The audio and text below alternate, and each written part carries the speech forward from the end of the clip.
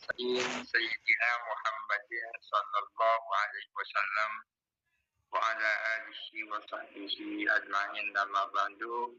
Al-Mukarramin, saudara-saudara saya, Tullabu dari Mustafa Ad-Indonesian di Tarim. Pertama-tama saya menyampaikan terima kasih karena sudah mendapatkan hormatan diundang untuk menyampaikan sesuatu di dalam forum yang sangat terhormat ini. Perkenankan saya menyampaikan tentang kehadiran negara bagi agama Islam. Dalam pandangan syariat Islam, kehadiran negara itu adalah niscaya. Niscaya artinya wajib. Kitab Jawharut Tauhid mengatakan wajibun nasbu imamin adli bisyariqa lam labi hukmil haq, bahwa adalah wajib menurut Islam mengangkat yang adil. Acuannya itu adalah syariat, bukan semata-mata akal sehat. Meskipun sesungguhnya ada hubungan erat antara syariat dan akal sehat.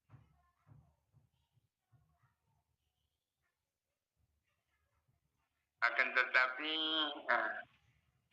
karena kehadiran negara itu merupakan sesuatu yang niscaya, karena tanpa kehadiran negara tak mungkin keadilan ditegakkan. Tanpa kehadiran negara tak mungkin kezaliman itu diberantas. Selain itu, tanpa kehadiran negara, banyak ajaran Islam yang tak mungkin dilaksanakan. Tidak perlu jauh-jauh, misalnya seperti persoalan wadi nikah. Kita mengenal hadis yang sangat populer, As-sultanu waliyuman la waliyalahu, bahwa sultan, kepala negara atau penguasa, adalah walinya setiap orang yang tak punya wali. Kalau ada perempuan mau kawin, ayahnya tidak ada, kakeknya tidak ada, kalau tidak ada, kenaannya tidak ada, pamannya tidak ada, maka yang bertindak bahwa kondisi pada surat semua. Kalau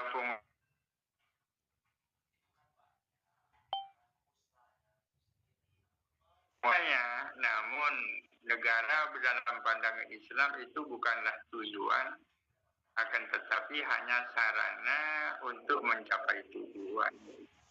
Jadi kehadiran negara itu laisat wayatan minal wayat, bal hiya wasilatun minal wasail.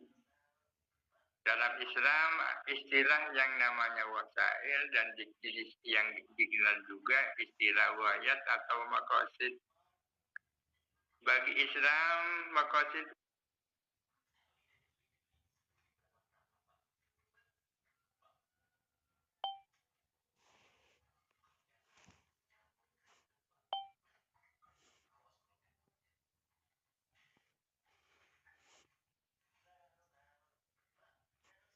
maka sangat fleksibel, sangat lentur.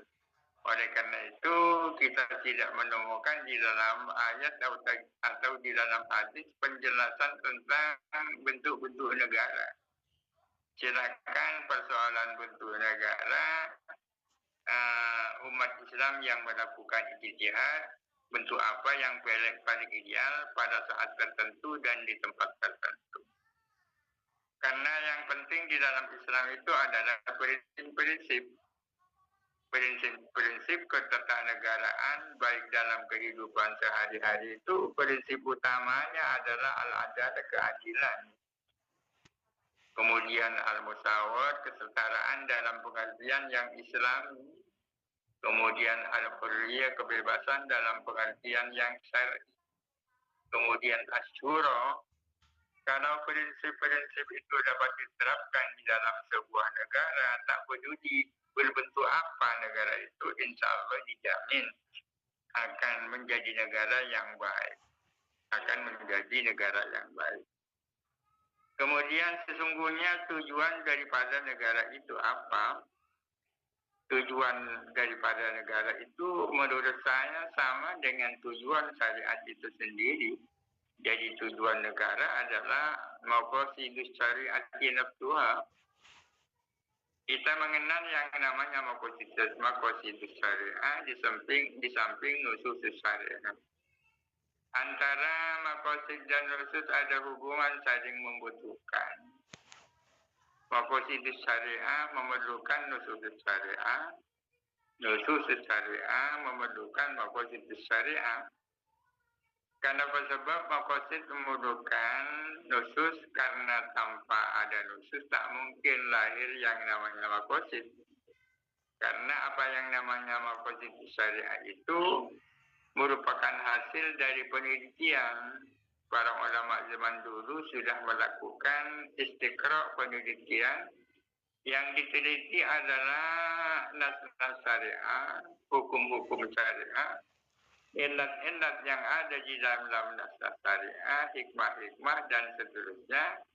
Dari istiqra' yang mereka lakukan ditemukan sebuah kesimpulan bahwa di balik nusus ada maqasid. Di balik teks syariah, di situ ada tujuan-tujuan syariat. Ini oleh karena itu maka tanpa nas syariat tak mungkin ada yang namanya maqasid syariat. Para hadirin sekalian, apa tujuan syariat? Tujuan syariat itu adalah tahqiqu masalihun nas, mewujudkan kemaslahatan di tengah-tengah manusia dunia akhirat secara zahir batin. Masalah menurut Al-Ghazali, masalah itu adalah hifdzuddin.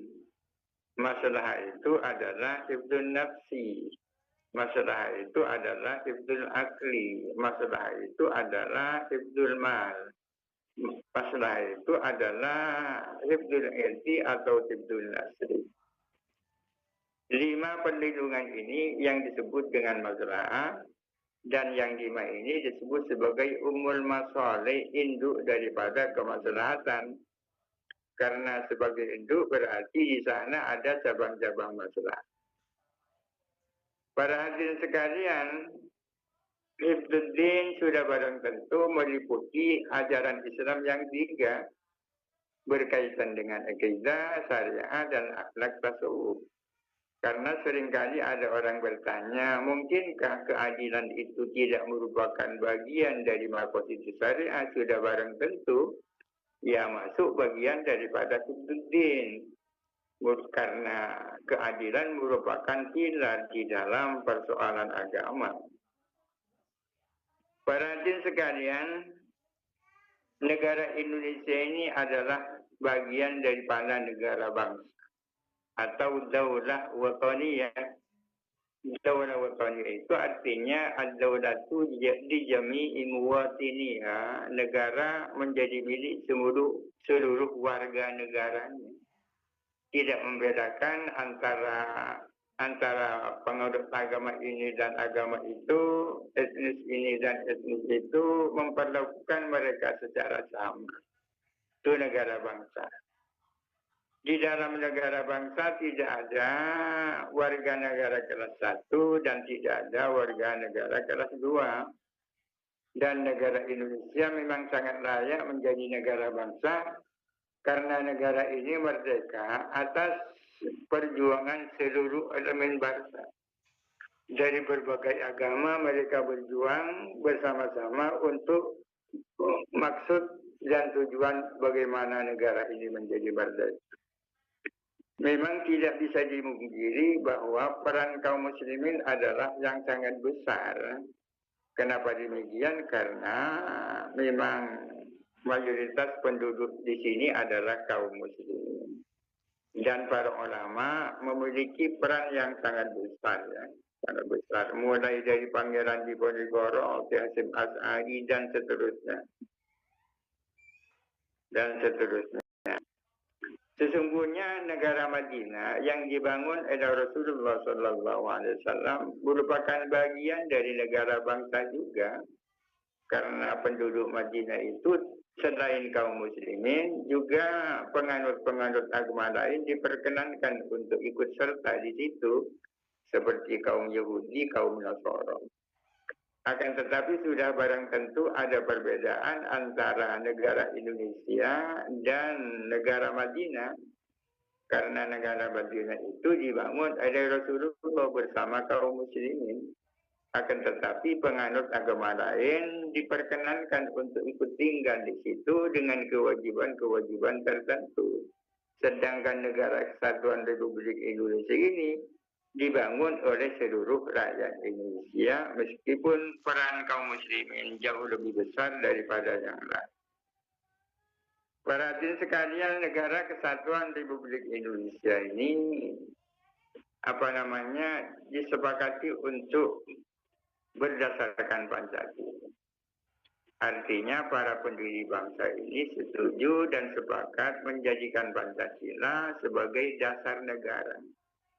Terjadi ittifaq baina muassisi hadhihi daulah ala an takuna Pancasila asasan di hadhihi daulah. Akan tetapi ittifaq yang terjadi bukan ittifaq ibtidaan, melainkan ittifaq ba'dal khilaf, ya. Terjadi ittifaq ba'dal khilaf. Karena para pendiri bangsa ini awalnya pecah menjadi dua kelompok. Ada kelompok Islamiyin, ada kelompok Almaniyin. Kelompok Islamis dan kelompok kaum sekuler. Kelompok Islamiyin sementara kelompok Almaniyin ini mengusulkan agar supaya negara ini menjadi negara sekuler. Ada dua keinginan dan ada dua cita-cita yang tidak mungkin dikompromikan, ya kan? Andai kata mereka itu tidak sepakat pada akhirnya, insya Allah negara Indonesia ini tidak lahir. Akan tetapi kemudian diusulkan oleh Soekarno, bagaimana kalau negara yang akan segera lahir ini berdasarkan Pancasila. Dan alhamdulillah kedua kelompok baik Islamiyin maupun Almaniyin sama-sama mau dengan Pancasila. Kelompok sekuler mau dengan Pancasila dengan alasan Pancasila bukan agama. Bagi mereka yang penting bukan agama. Sedangkan kaum Islamiyin mau dengan Pancasila karena bagi mereka Pancasila tidak bertentangan dengan syariat. Bahkan bukan hanya tak bertentangan, melainkan ya sejalan, sesuai. Hubungan antara Pancasila kaitannya dengan syariat, saya memiliki 3 kategori. Kategori yang pertama bahwa Pancasila itu adalah la tukhalifu as-syari'ata. Pancasila tidak bertentangan dengan syariat. Kategori yang kedua, Pancasila itu tuwafiqu as-syari'ah, selaras dengan syariat. Yang ketiga, bahwa Pancasila ia as-syari'atu bi'ainiha, bahwa Pancasila adalah syariat itu sendiri. Masa mungkin? Dulu pernah ada diskusi di Mesir. Yang dibicarakan adalah tentang qanun wad'i, tentang hukum positif yang materinya persis dengan aturan syariat. Pertanyaannya, apakah bisa diklaim hukum positif yang persis dengan syariat itu diklaim sebagai syariat itu sendiri? Sudah barang tentu mereka tidak satu pendapat, ada yang mengatakan iya, ada yang mengatakan tidak.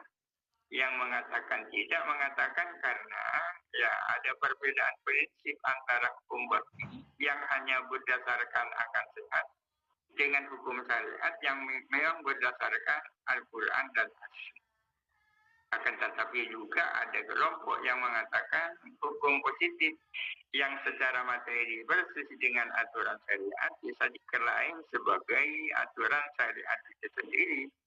Sementara Pancasila ini sila-silanya mulai sila pertama sampai sila terakhir kan selaras dengan Pancasila, dengan syariat. saya sendiri cenderung mengambil jalan tengah. Artinya bukan la tuqaddim syariah, bukan ia as-syariatu bi'ainiha, akan tetapi Pancasila adalah tuwafik syariah. Para hadirin sekalian, karena negara ini berdasarkan Pancasila, berdasarkan ketuhanan yang Maha Esa, dan berdasarkan kemanusiaan yang adil beradab, berarti negara ini adalah memiliki dua sifat.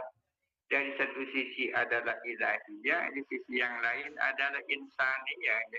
Al-jam'u baina al-ilahiyah dan al-insaniyah. Bukan insaniyah semata, bukan ilahiyah semata, akan tetapi perpaduan antara keduanya. Oleh karena itu negara ini tak mungkin menjadi negara sekuler, karena harus berdasarkan ketuhanan yang Maha Esa. Pada tahun 1983 ada Munas Alim Ulama dan Nahdlatul Ulama yang dilaksanakan di pesantren ini Sukorejo, berbicara tentang hubungan antara Islam dan Pancasila. Rumusannya adalah mengatakan bahwa menurut Jamiah Nahdlatul Ulama, bahwa ketuhanan yang Maha Esa itu adalah identik dengan Qul huwallahu ahad. Qul huwallahu al-wahidul ahad gitu. Para hadirin sekalian, sila yang ketiga adalah persatuan Indonesia. Ini sangat penting. Ini sangat sesuai dengan maqasidus syariah. Tanpa persatuan dan kesatuan Indonesia, barangkali Indonesia tidak akan merdeka. Perjuangan kemerdekaan Indonesia sesungguhnya sudah beratus-ratus tahun dilakukan. Akan tetapi dilakukan secara sporadis, tidak ada kesatuan di antara mereka, maka tidak berhasil. Baru ketika mereka bersatu, barulah kemerdekaan bisa dicapai. Oleh karena itu persatuan nasional itu sangat penting. Persatuan nasional itu sangat penting. Kemudian ada sila yang keempat.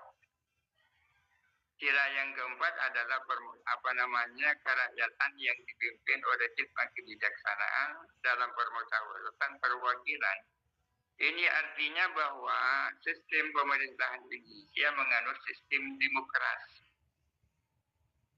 Ada sebagian kalangan anti dengan apa yang disebut dengan demokrasi.